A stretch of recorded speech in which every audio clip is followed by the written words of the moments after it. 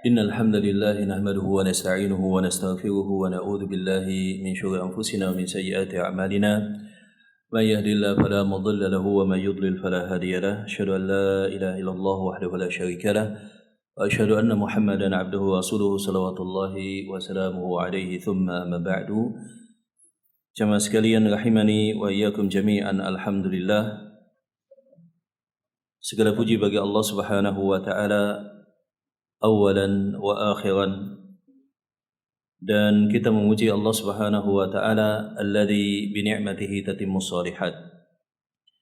Dan insyaallah taala kita akan memulai kajian kita pada kitab Zadul Ma'ad alladzi huwa haqqullahi 'alal 'ibad, yang sebelumnya telah kita jelaskan sekilas tentang kitab ini, yakni Zadul Ma'ad alladzi huwa haqqullahi 'alal 'ibad.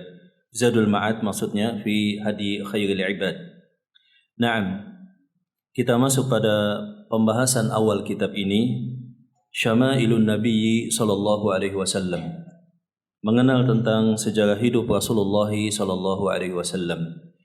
Beliau rahimahullahu taala Al-Imam Ibnu Al-Qayyim Al-Jauziyah menyebutkan faslun fi nasabi, fasal pada nasab beliau.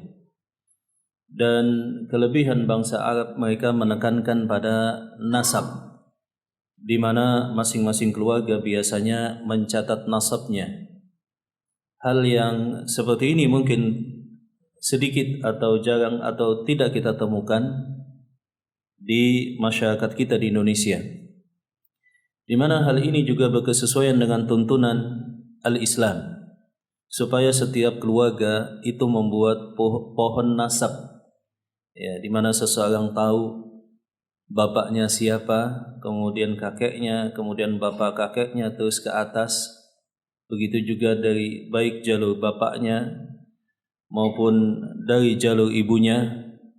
Kemudian dia tahu siapa mahramnya, siapa yang bukan.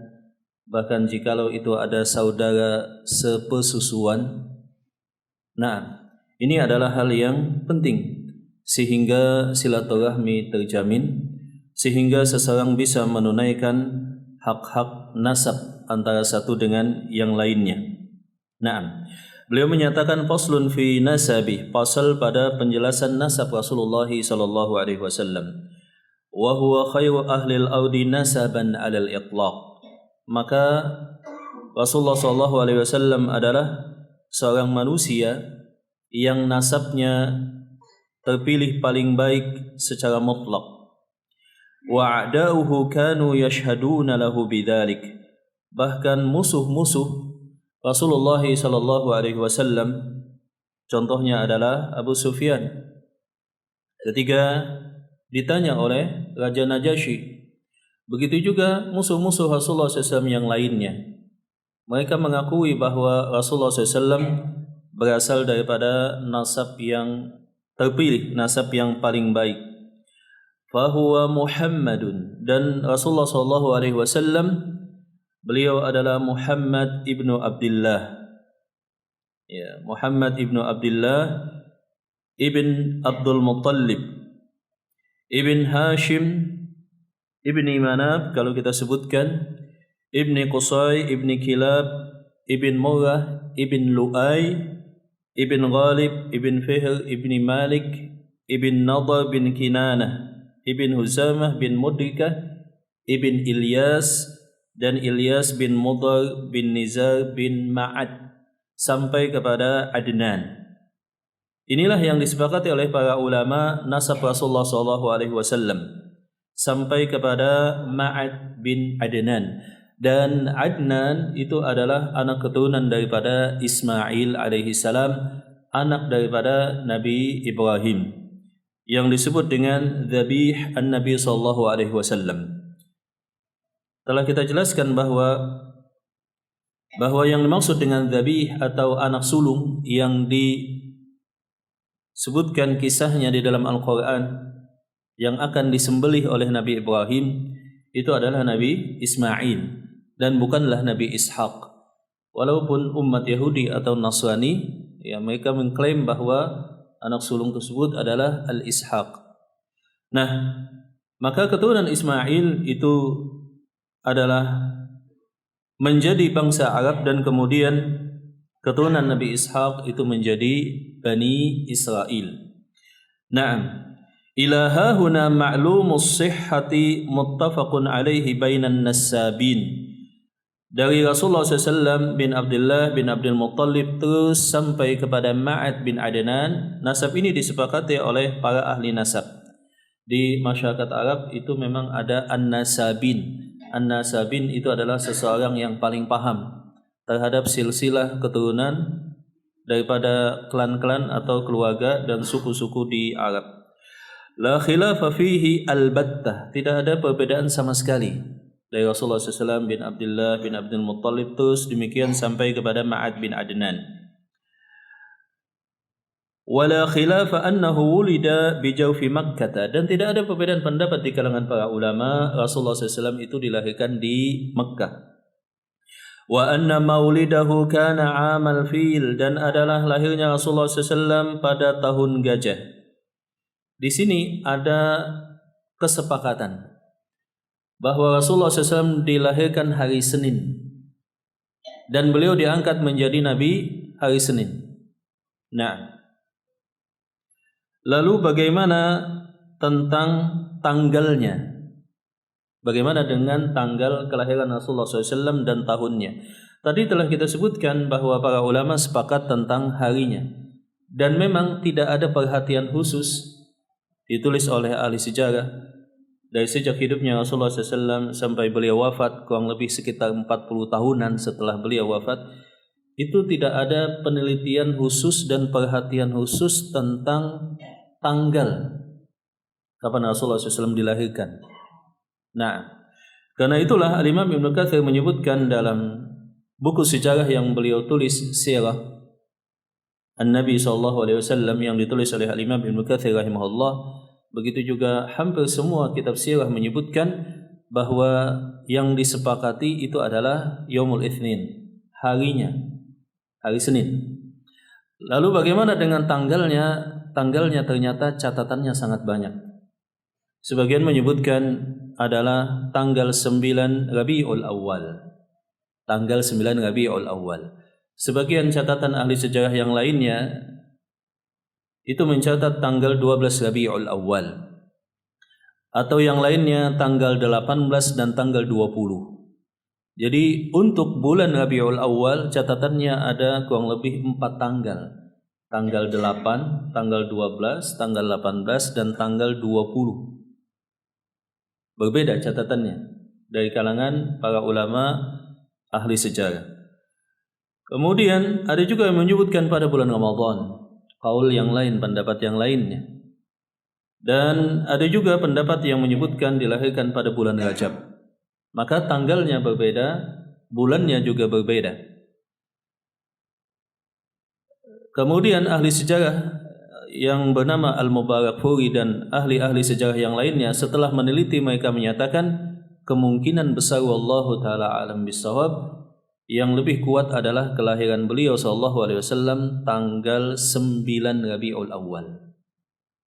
Tanggal 9 Rabiul Awal. Kemudian untuk tahunnya ternyata juga catatannya beda.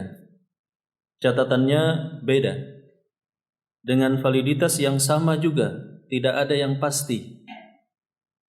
Ada yang menyebutkan pada tahun pertama terjadinya peristiwa gajah, ya, penyerbuan pasukan gajah. Ada yang menyebutkan sebelumnya, ada 1 tahun sesudahnya, 3 tahun sesudahnya, dan 10 tahun sesudahnya. Ini beberapa catatan tentang tahunnya. Naam. Dan jikalau dipaskan dengan kalender Masehi, maka kurang lebih sekitar tanggal 20 ya, bulan April dan tahun 571. Tahun 571. Sekali lagi ini adalah catatan, dan sebagian para ulama menguatkan satu pendapat, yang lainnya menguatkan pendapat yang lain. Nah, hal yang kita bisa ambil kesimpulan jamaah dirahmati Allah Subhanahu wa taala, para ulama berbeda tentang kelahiran hidup Rasulullah SAW, kelahiran beliau, tanggalnya. kemudian tahunnya, kemudian bulannya. Hanya kita bisa katakan bahwa kebanyakan peneliti yang meneliti belakangan setelah mengumpulkan pendapat-pendapat yang ada dengan berbagai macam indikator yang ada dan catatan yang ada, maka kebanyakan lebih menguatkan pendapat tanggal 9 Rabiul Awal. Tanggal 9 Rabiul Awal, ya, adapun tahunnya maka juga berbeda-beda. Nah, di sini ternyata ada hal yang unik sebagai catatan tambahan jemaah rahmat Allah Subhanahu wa taala.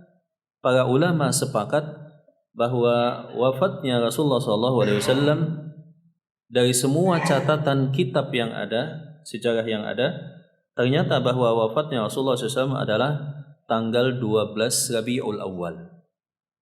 Jadi kelahiran Rasulullah SAW itu berbeda-beda tanggalnya, demikian juga bulannya, demikian juga tahunnya.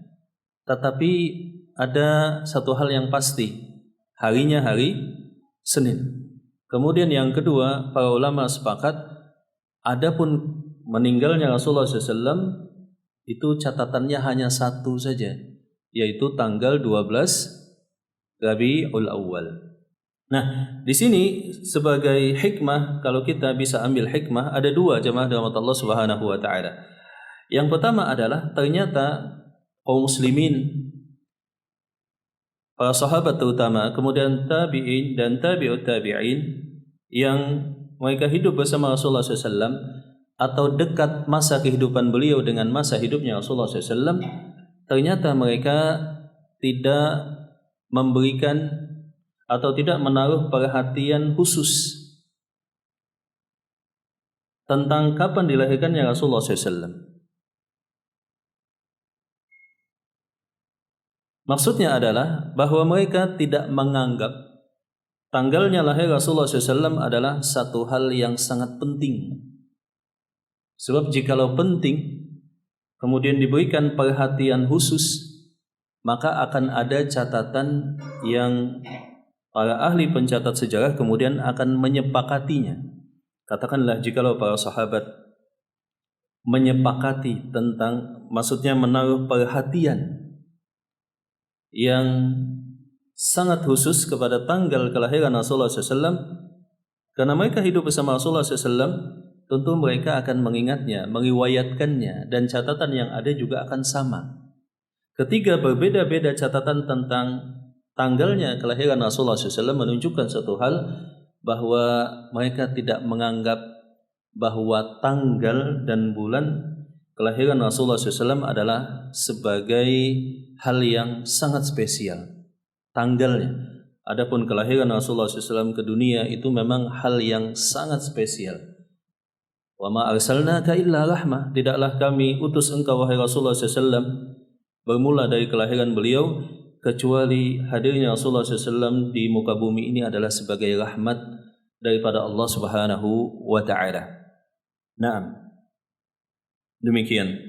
Kemudian catatan yang kedua, jikalau tidak ada perhatian khusus untuk itu, maka membawa pada konsekuensi ternyata para sahabat tidak memberlakukan khusus juga. Jadi tidak ada perhatian khusus, tapi mereka sangat semangat mengamalkan ajaran Islam, membawa pada satu konklusi berikutnya bahwa para sahabat ternyata tidak memberlakukan khusus. Tidak ada acara dan ritual khusus ketika tanggal kelahiran Rasulullah SAW di setiap tahunnya. Nah, kemudian hal yang lainnya, ternyata 12 Rabiul Awal mungkin sedikit kaum muslimin yang mengingatnya sebagai tanggal kelahiran, tanggal kematian Rasulullah SAW. Dan itu adalah musibah yang terbesar atas kaum muslimin, di mana para sahabat mereka sangat bersedih. Tetapi bersedihnya para sahabat tidak membawa mereka untuk mengadakan perlakuan khusus pada tanggal kematian Rasulullah SAW. Naam. Demikian jemaah dirahmati Allah Subhanahu wa taala. Kemudian kita lanjutkan.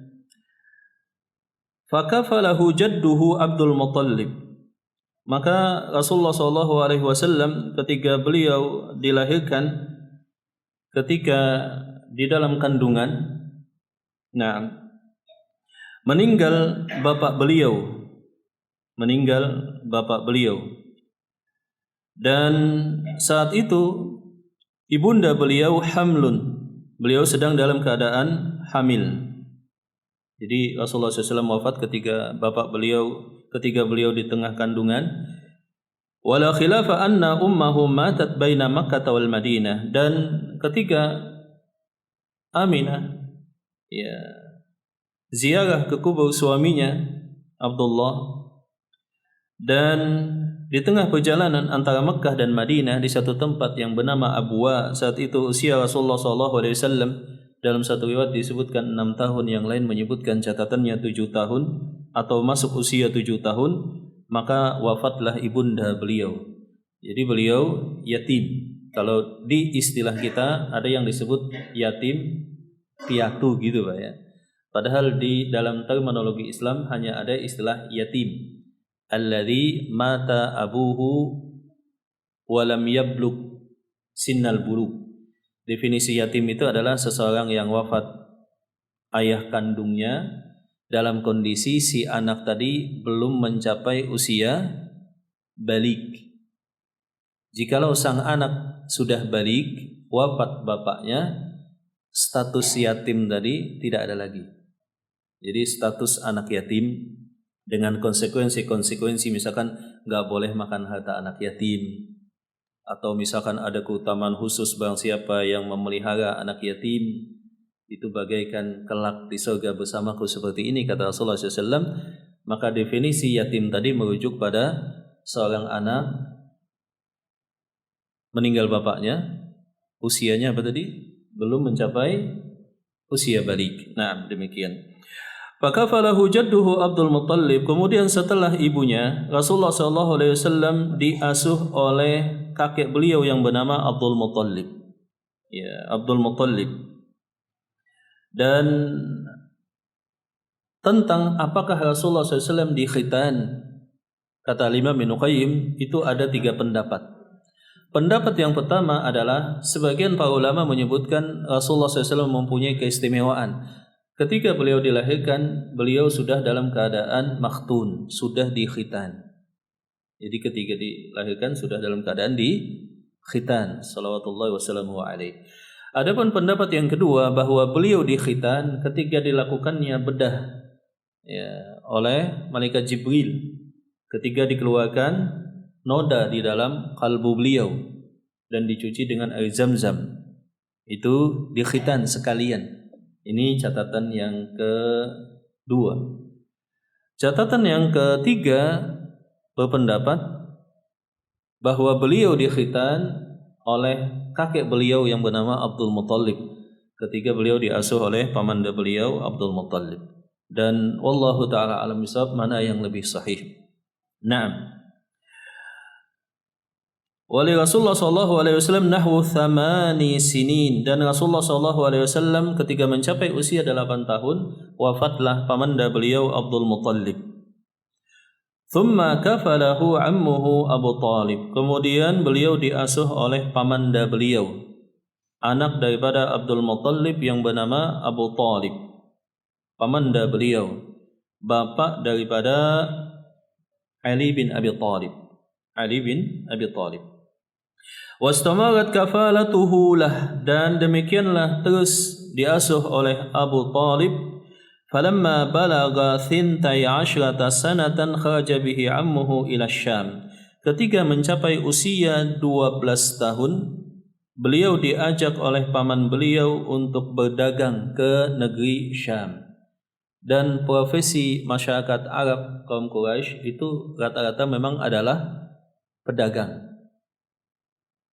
Sebagaimana disebutkan oleh Allah Subhanahu wa taala dalam firman-Nya, li'ila fi Quraisy ila fihim rihlatash syita'i was-shaif. Jadi orang Quraisy itu mempunyai 2 musim dagang, pada musim dingin dan pada musim panas, ke Syam dan juga ke Yaman. Jadi memang masyarakat Quraisy ini terkenal dengan kecakapan dalam dagang, dan dagangnya lintas wilayah, lintas negara. ya, memanfaatkan kebutuhan, kemudian perbedaan harga yang ada, dan bisa juga memenuhi kebutuhan yang berbeda dari komoditas yang dibutuhkan. Nah, ila fihim ila tasyita'i was-shaib. Maka kita bisa bayangkan jemaah rahmat Allah Subhanahu wa taala, Rasulullah SAW pada usia 12 tahun itu beliau jalan ke Syam, naik onta, diselingi dengan jalan kaki. Itu kan perjalanan yang sangat jauh. Ya, perjalanan yang sangat jauh. Dan ini ketika beliau usianya 12 tahun. Jadi kehidupan Rasulullah SAW ini luar biasa. 12 tahun sudah mulai dagang. Dagangnya lintas negara dengan jarak yang sangat jauh. Nah, dengan jarak yang sangat jauh. Dan itu diselingi beliau dengan memelihara kambing kalau tidak dagang. Jadi mempunyai ya, pengalaman yang sangat luar biasa. 12 tahun. Maka sebagai hikmah jemaah rahmat Allah Subhanahu wa taala, ternyata memang ada keterlambatan pada kemandirian pada sistem pendidikan yang ada. Kadang-kadang ini sebagai catatan tambahan saja, bahwa di masyarakat Arab itu seseorang disiapkan untuk mandiri ketika balik. Ketika balik dia sudah bisa mandiri sepenuhnya. Ya, usia 13, 14, 15 tahun. Seperti itu umumnya di masyarakat Arab sana di zaman dahulu, dan memang demikianlah idealnya. Contohnya misalkan Amr bin As, beliau menikah pada usia 12 tahun. Ya, di kita biasa menikah usia berapa Pak ya? 25, itu paling cepat mungkin ya. Ada juga yang 35 atau 30, Masya Allah. Maka perbedaan usia antara Abdullah dengan bapaknya Amr bin As, Abdullah bin Amr bin As, itu hanya 12 tahun. Perbedaan usia antara bapak dan anak, ya, bagaikan kakak dan adik kalau di kita. Nah, jadi hikmahnya adalah bahwa anak-anak kaum muslimin, terutama laki-laki, itu harus dilatih kemandirian dalam semua hal, baik dalam hal keilmuan, baik pembekalan pengalaman, untuk dia bisa hidup mandiri. Itu ternyata ketika usia balik targetnya sudah mandiri. Seperti Rasulullah SAW usia 12 tahun, beliau sudah diajak berdagang oleh paman beliau yang bernama Abu Talib. Naam. Falamma balagha 25 sanatan kharaja ila Syam. Kemudian ketika ke Syam, beliau dilihat oleh seorang pendeta yang bernama Bahira. Bahira ini adalah pendeta Nasrani, dan Bahira menerangkan kepada Abu Talib bahwa anak kecil ini adalah orang yang akan didatangi oleh malaikat, sebagaimana dulu malaikat datang kepada Musa. Faba'athahu ammuhu ma'a ba'di gilmanihi ilal Madinah. Maka setelah itu cepat-cepat Abu Talib pulang balik ke Mekah. Nah, lewat Madinah. Falamma balagha 25 sanatan kharaja ila Syam fi tijarah. Kemudian hal yang demikian sebagian catatan menyebutkan 1 kali, sebagian menyebutkan 2 kali atau 3 kali ekspedisi dagang Rasulullah SAW ke Syam. Dan yang terakhir itu adalah falamma balagha 25 sanatan kharaja ila Syam. Ketika Rasulullah SAW usia 25 tahun, beliau tidak ikut lagi dengan pamanda beliau Abu Talib. Beliau dagang sendiri. Kemudian beliau mengelola harta daripada seorang konglomerat di Mekah, perempuan yang bernama Khadijah bintu Khuwailid.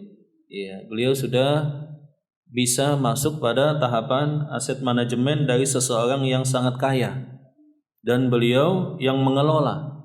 Beliau dagangkan ke Syam. Nah, thumma habbaballahu ilaihil khalwah. Kemudian ketika usia 36 tahun atau 35 tahun, beliau mulai gelisah. Jadi sejak kecil beliau memang tidak pernah terlibat atau aktif atau ikut-ikutan nyembah patung berhala, sama sekali tidak ada, dan beliau dijaga oleh Allah Subhanahu wa taala, dan ketika usia 35-36 tahun beliau makin merasakan kegelisahan bahwa ada yang salah, bahwa praktek yang dilakukan menyembah patung berhala ini adalah hal yang salah.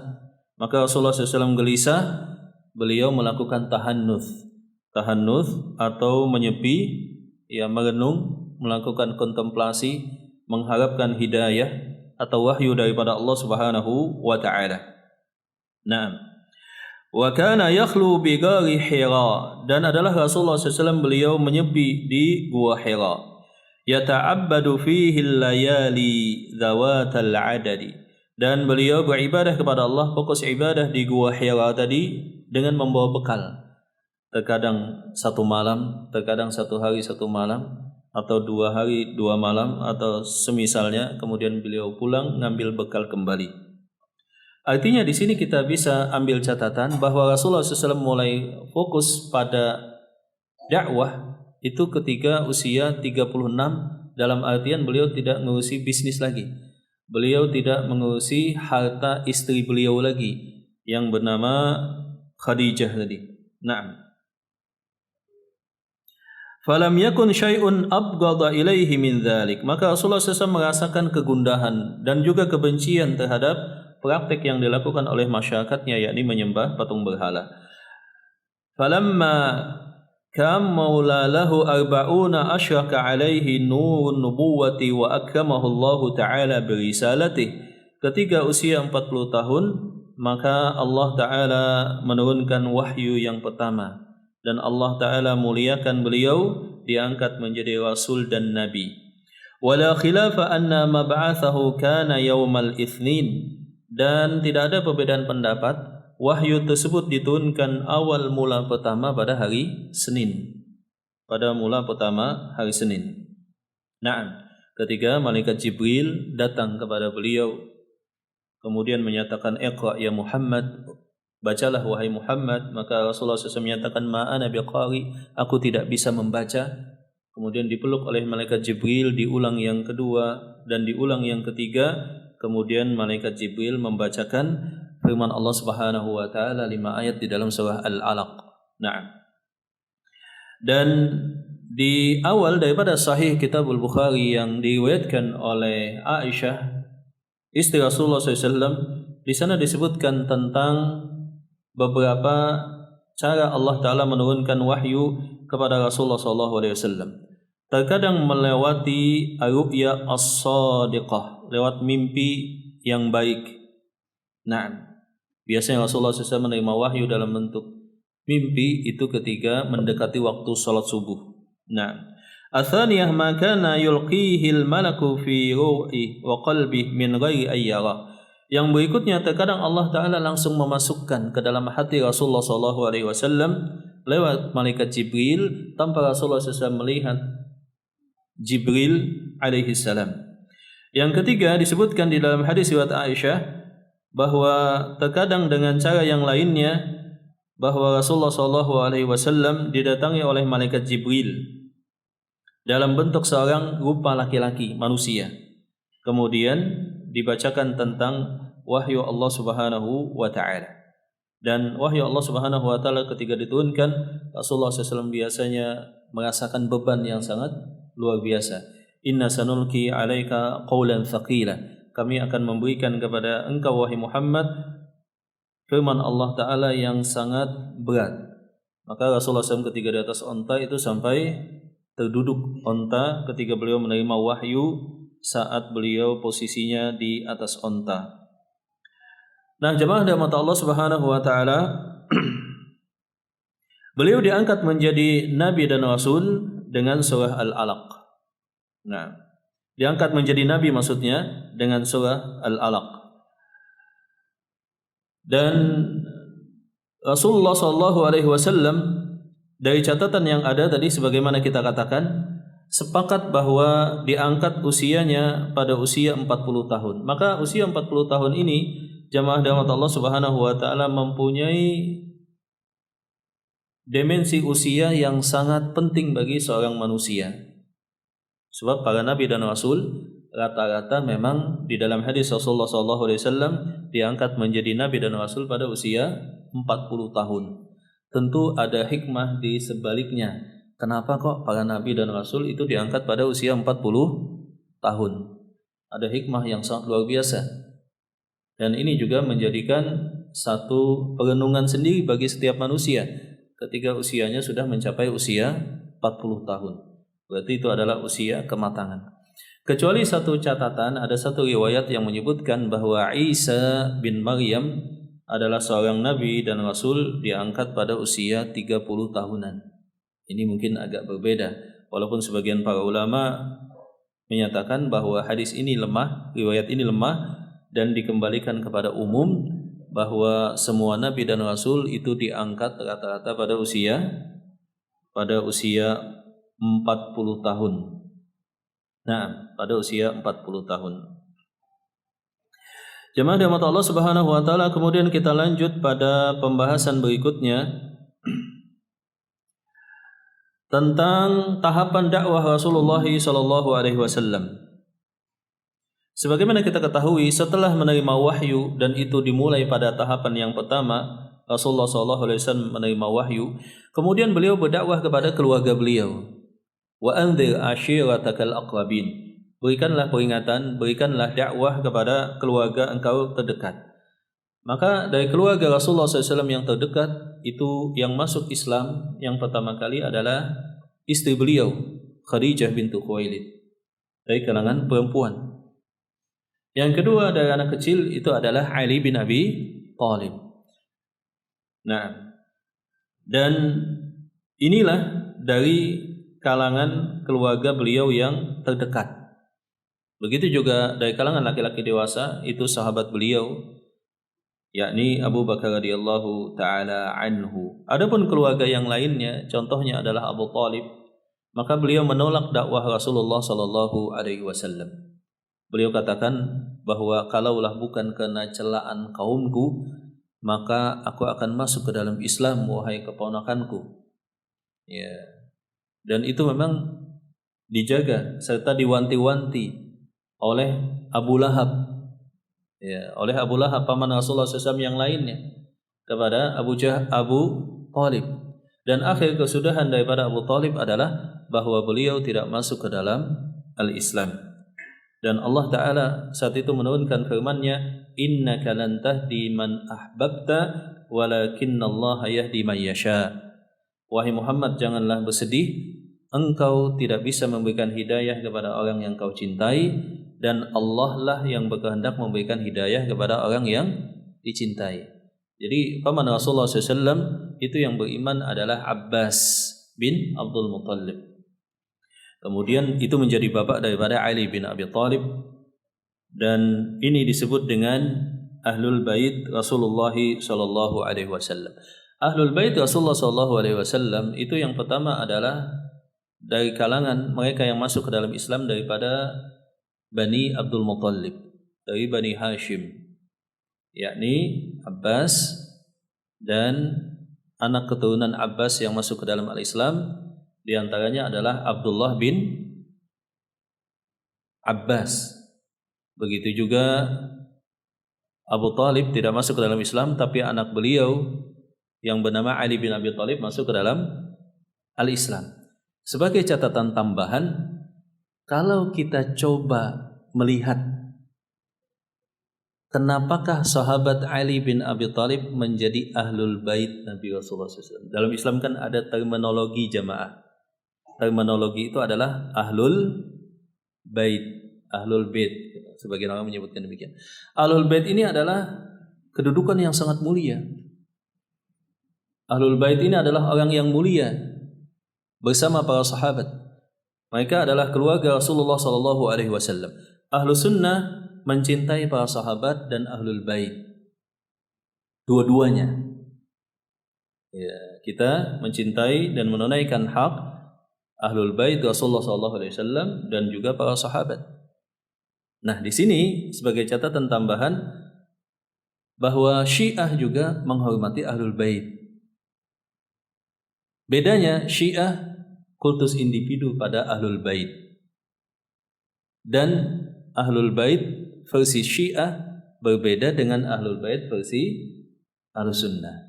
Nah, sebagian Ahlus Sunnah yang awam, mereka termakan dengan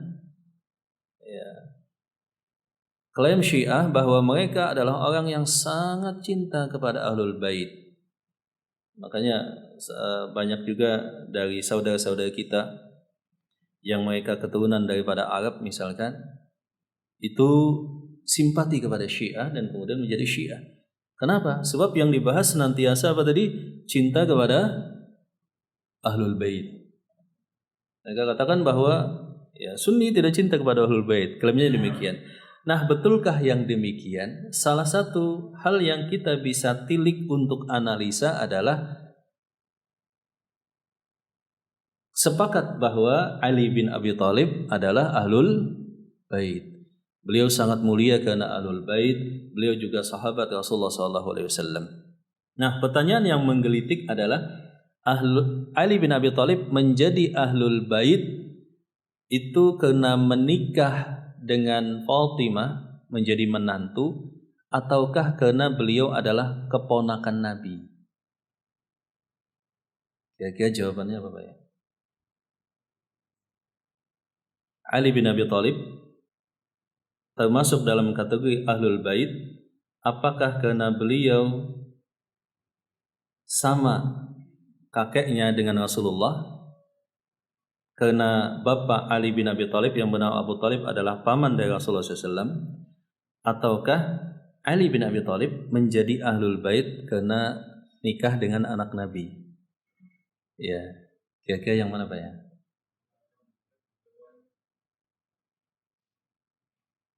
Keduanya betul. Ya, keduanya betul.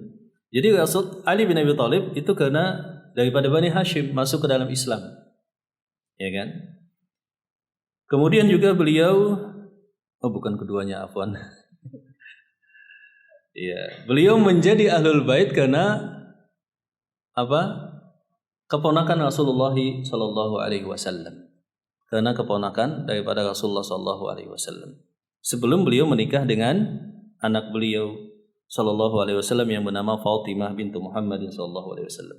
Nah, uniknya adalah kalau Ali bin Abi Thalib adalah Ahlul Bait bagi Rasulullah SAW karena beliau adalah keponakan, sepupu, saya salah terus antara keponakan dengan sepupu, ya, ketukar, maaf jemaah. Karena beliau adalah sepupu, maka sepupu Rasulullah SAW yang lain siapa tadi kita sebutkan? Abdullah bin Abbas. Abdullah bin Abbas itu juga sepupu daripada Rasulullah SAW. Berarti Ahlul Bait Rasulullah SAW selain daripada Ali bin Abi Thalib juga adalah Abdullah bin Abbas. Adapun Syiah meyakini Abdullah bin Abbas bukanlah Ahlul Bait.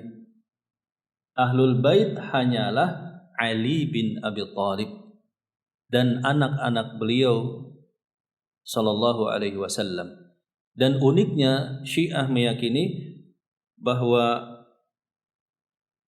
Rasulullah SAW, sebagian catatan Syiah meyakini bahwa tidak ada mempunyai anak selain daripada Fatimah binti Muhammad SAW. Naam.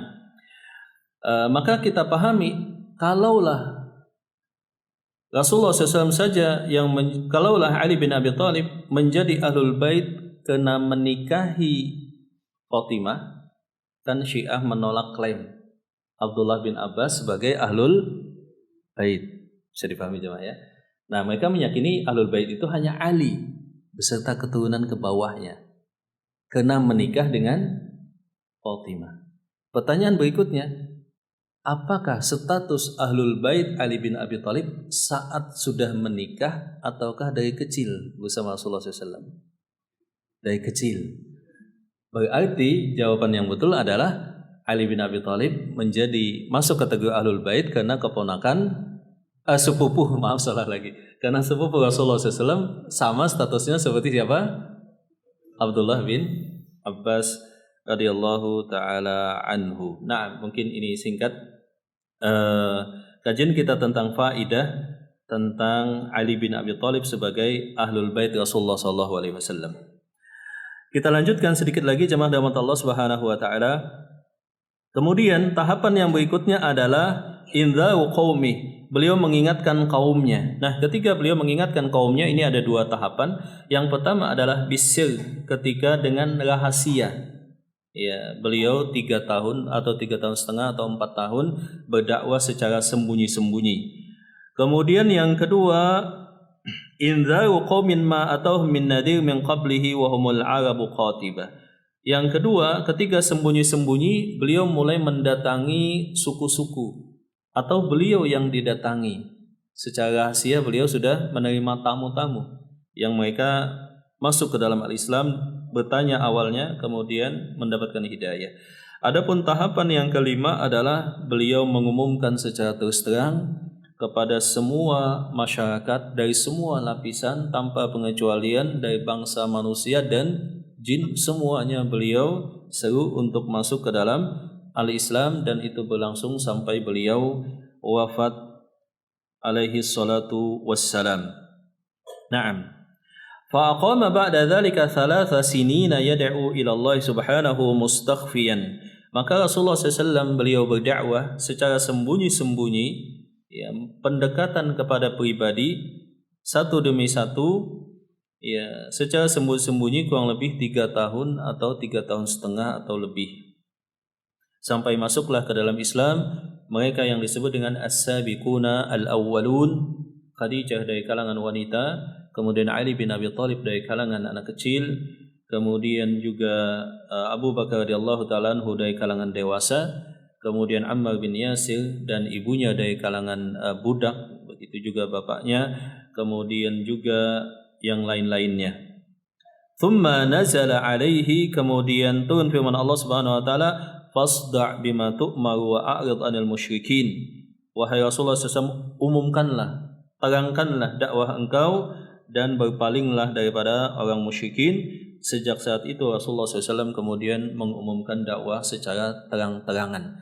Dan sejak terang-terangan tadi mulailah kaum muslimin yang masuk ke dalam Islam, terutama dari kalangan budak. Sebagian riwayat menyebutkan as-sabiqunal awwalun pada fase sembunyi-sembunyi kurang lebih 40-an. Dan kebanyakan adalah orang yang lemah, miskin atau budak, sehingga mereka mendapatkan tantangan, penyiksaan dari kaum kafir Quraisy. Nah, mungkin sampai di sini dulu, dan nanti insyaallah taala akan kita lanjutkan pada pembahasan berikutnya. Wallahu taala alam bisawab. Sampai di sini mungkin ada yang ditanyakan atau pertanyaan, jemaah dipersilakan. Nah, ya, tafadhol Pak. Iya, waalaikumsalam. Ya. Nah. Ya, betul.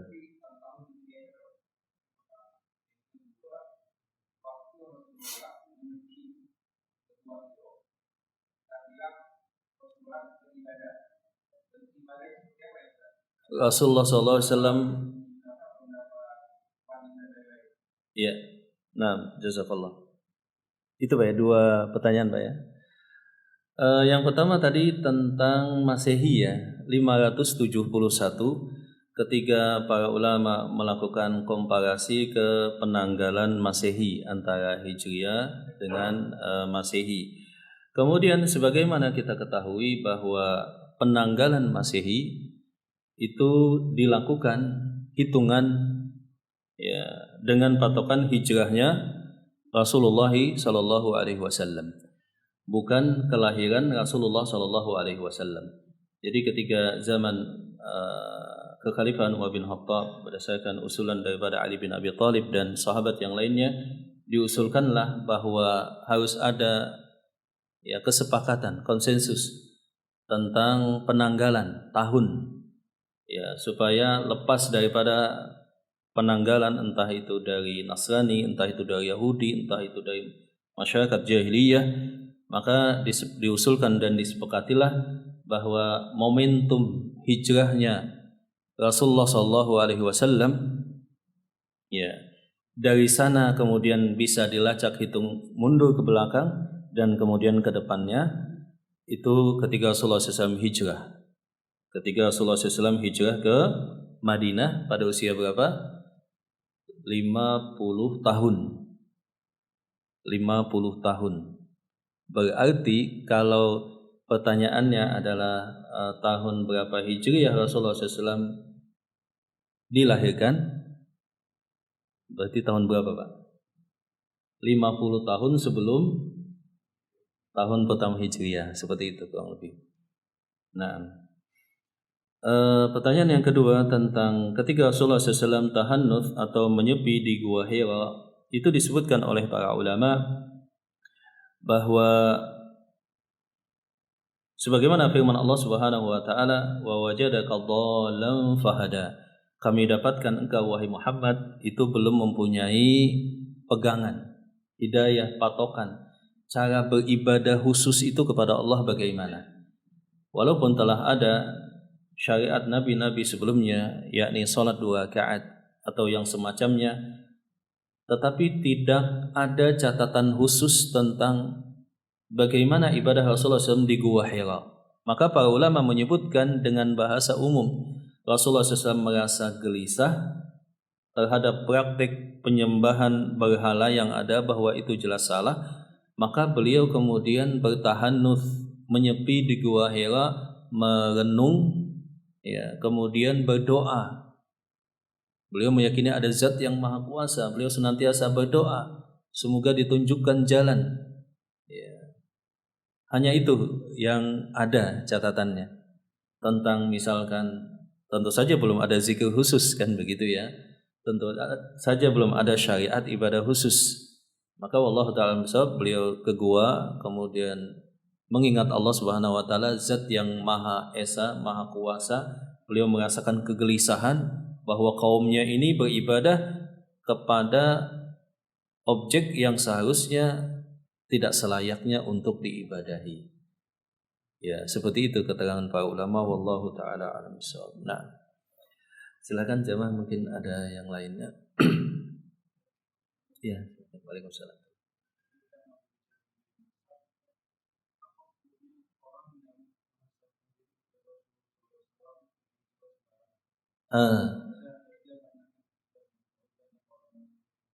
Iya, nah.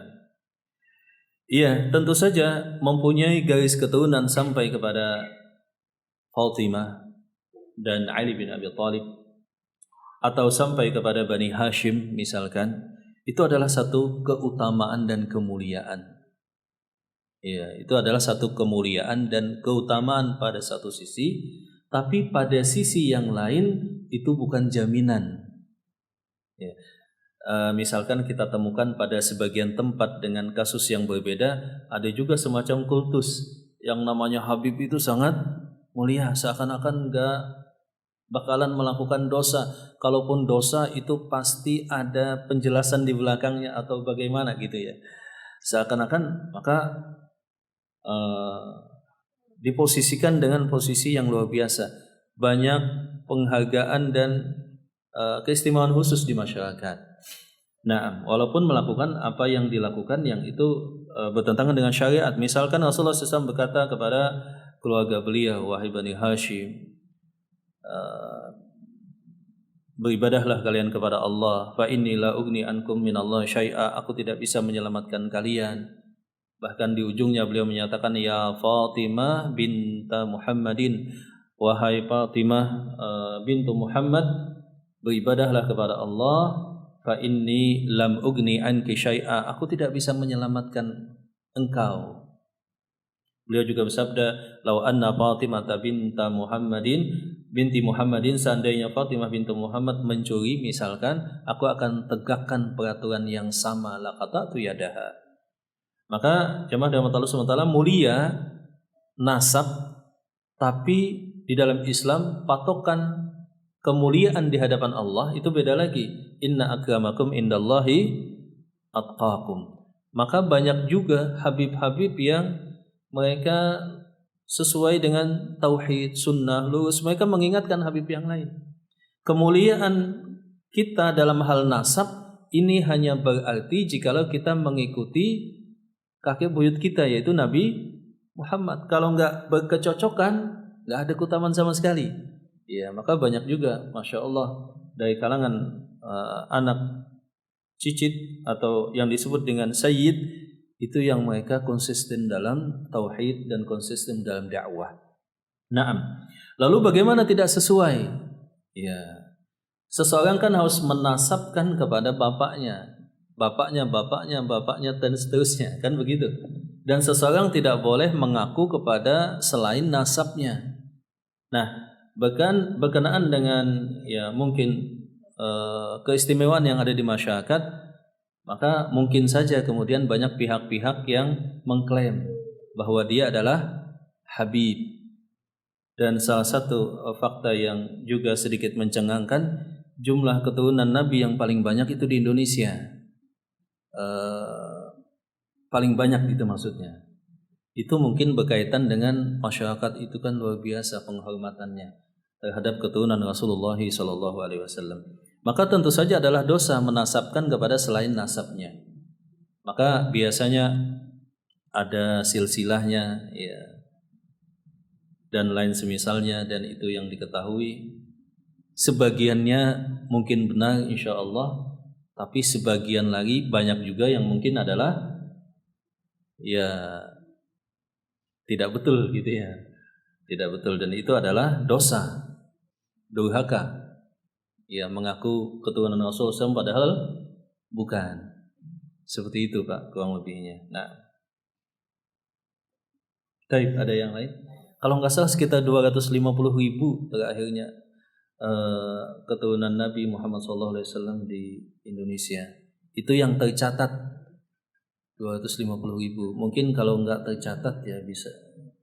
Ada juga data yang lain menyebutkan dari komunitas saudara-saudara kita, itu menyebutkan sekitar 500 ribuan.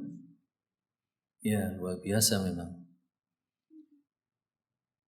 Dan Syiah salah satunya sebagian masuk lewat ya mereka yang bisa dipengaruhi dari kalangan yang dipercaya sebagai keturunan Rasulullah SAW, sehingga lebih mudah masuk. Tidak semua, tapi maksudnya Syiah menggunakan ini, memanfaatkan. Ya. Makanya ada Habib Fulan misalkan di medsos, tidak boleh kita sebut namanya, itu adalah Syiah dan menggemburkan tentang pluralisme, kemudian tentang Syiah juga terang-terangan, dan kaum muslimin ya banyak yang nonton gitu ya. Ya, seperti itu. Silahkan, ada yang lain satu lagi? Atau sudah? Ya, silahkan Pak.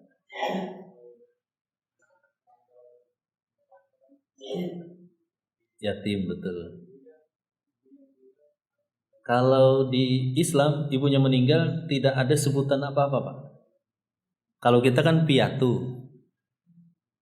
Kalau meninggal dua-duanya yatim, piatu. Kalau bapak saja yatim saja. Yatim tadi kadang-kadang habis balik juga masih disebut yatim. Ya. Kenapa? Sampai 2 yatim. Yatim ini kan berkenaan dengan 2 hal. Yang pertama, hati-hati jangan sampai makan harta anak yatim. Nah, kemakan harta anak yatim ini biasanya kalau meninggal orang tuanya, bapaknya tadi. Biasanya yang menguasai harta anak yatim itu istrinya misalkan. Apalagi kalau sudah nikah lagi, nggak tahu lagi bahwa istri itu hanya dapat 1/8. Harusnya 78 hak anak-anaknya. Nah, kalau anaknya sudah balik, itu beda makan harta warisan dari keturunan yang meninggal tadi antara yatim dengan yang bukan yatim. Yang yatim dosanya lebih besar, maksudnya pas kecil masih. Innal ladzina ya'kuluna amwalal yatama dzulman innama ya'kuluna fi butunihim nara wa sayaslawna sa'ira. Orang yang makan harta anak yatim itu sebetulnya dia sedang memakan bara api neraka. Maksudnya pasti masuk neraka kalau dia tidak bertobat. Yang kedua berkenaan dengan motivasi, bahwa memelihara anak yatim itu pahalanya sangat luar biasa. Memelihara anak yatim terutama yang tidak mampu itu luar biasa. Dan yatim ini berbuat baik juga mempunyai keutamaan yang luar biasa. Walaupun ada dua kategori yatim, ada yatim yang miskin, ada yatim yang kaya. Yatim yang miskin pahalanya lebih besar daripada yatim yang kaya kalau kita pelihara. Jadi terminologi yatim tadi berkenaan dengan itu, dua hal tadi. Ya, di tempat kita memang kadang-kadang salah-salah definisi ini. Contohnya mu'alaf misalnya, sudah 10 tahun tapi masih, oh dia itu mu'alaf Ustaz. Padahal sudah 10 tahun. Seperti itu. Semoga bermanfaat. Jazakumullah wa barakallahu fikum. Aqulu qouli hadza wa astaghfirullah. Alhamdulillahirabbil alamin. Assalamualaikum warahmatullahi wabarakatuh.